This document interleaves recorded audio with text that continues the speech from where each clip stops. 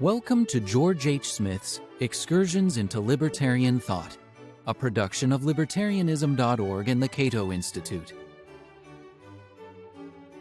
John Locke, Money and Private Property. In previous essays, I discussed John Locke's claim that labor is the moral foundation of property rights. It must be understood that his labor theory of property differs from a labor theory of value in an economic sense. Although Locke posited labor as the moral foundation of property, he did not believe that the quantity of labor needed to produce a commodity ultimately determines its market price.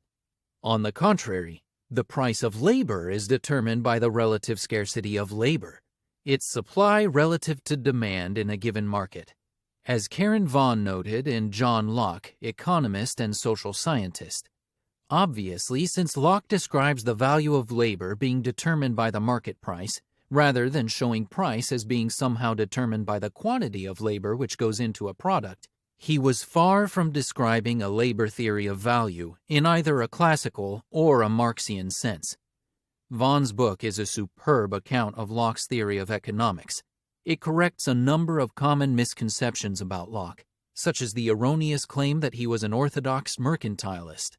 Vaughan also argued that Locke's theory of capital is more closely related to the later Austrian school than to either the classical or neoclassical economists. When Locke argued that labor puts the difference of value on everything, that it increases the intrinsic value of natural resources, he meant that labor vastly increases their usefulness to the life of man. Here, Locke implicitly evoked a standard distinction in early economic thought, which goes back at least to Aristotle, between value in use and value in exchange. According to this misleading distinction, it is value in exchange, not value in use, that ultimately regulates market prices. Land that has been cultivated by human labor will yield far more produce that is useful to human beings than will uncultivated land. Locke gave a lowball estimate of 10 times more productivity with cultivated land, but he speculated that the increase will actually be 100 or even 1,000 times greater. This observation was an important part of Locke's explanation of why his proviso, according to which the private appropriation of land is justifiable only when there is enough and as good left in common with others, is not, in fact, a serious problem for his labor theory of private property, most notably in land. For one thing, the amount of land any individual can cultivate is quite limited. The measure of property nature has well set by the extent of man's labor and the conveniency of life. No man's labor could subdue or appropriate all, nor could his enjoyment consume more than a small part, so that it was impossible for any man this way to entrench upon the right of another, or to acquire to himself a property to the prejudice of his neighbor, who would still have room for as good and as large a possession after the other had taken out his, as before it was appropriated. This measure did confine every man's possession to a very moderate proportion. Locke believed that the world's population in his day could easily double and still leave plenty of unowned, common land for others to use and appropriate as private property. But to focus entirely on the availability of unowned land is to overlook the enormous increase of productivity brought about by labor. The private cultivator of land, far from decreasing the amount of goods available to others, in fact increases those goods many times over. Land itself is of very little value without labor, and he who applies his labor to land does not lessen but increases the common stock of mankind. Locke maintained that land, like every other economic good, is valued only because of its usefulness or utility to man. Land is useful insofar as it enables us to sustain ourselves and to achieve our well-being. Thus, the private owner and cultivator of land, by vastly increasing the amount of useful commodities that uncultivated land would otherwise yield, greatly improves the condition of mankind generally. Private property in land and other natural resources benefits everyone. Next in line is Locke's discussion of money, precious metals, and how it counteracted his spoilage limitation, which I discussed in my last essay. The spoilage limitation does not limit the amount of property one may justly acquire. It merely prohibits claims of ownership to perishable goods that will spoil while in one's possession.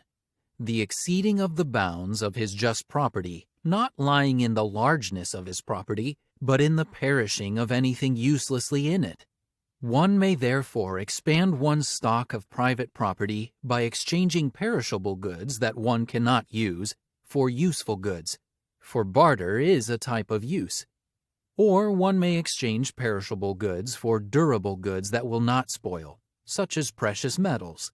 Here is how Locke explained the matter. Now of those good things which nature hath provided in common, everyone had a right to as much as he could use, and had a property in all he could effect with his labor. All that his labor could extend to alter from the state nature had put it in, was his. He that gathered 100 bushels of acorns or apples had thereby a property in them. They were his goods as soon as he gathered. He was only to look that he used them before they spoiled, else he took more than his share and robbed others. And indeed, it was a foolish thing, as well as dishonest, to hoard up more than he could make use of. And if he also bartered away plums that would have rotted in a week, for nuts that would last good for his eating a whole year, he did no injury. He wasted not the common stock, destroyed no part of the portion of goods that belonged to others, so long as nothing perished uselessly in his hands. Again, if he would give his nuts for a piece of metal, pleased with its color, or exchange his sheep for shells, or wool for a sparkling pebble or a diamond, and keep those by him all his life, he invaded not the right of others. He might heap up as much of these durable things as he pleased. According to Locke, as precious metals were widely accepted as money, it became possible to accumulate potentially unlimited amounts of property without violating the spoilage limitation. This development was especially important to the ownership of land. Before the advent of money, people were little inclined to expand their landed property, for there were only so many natural resources they could use for the benefit of themselves and their families.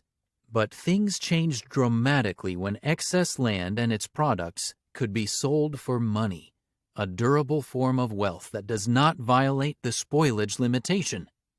Money brought with it extensive commerce, and this commerce, in turn, by increasing both the diversity and demand for commodities, greatly enhanced the wealth of nations.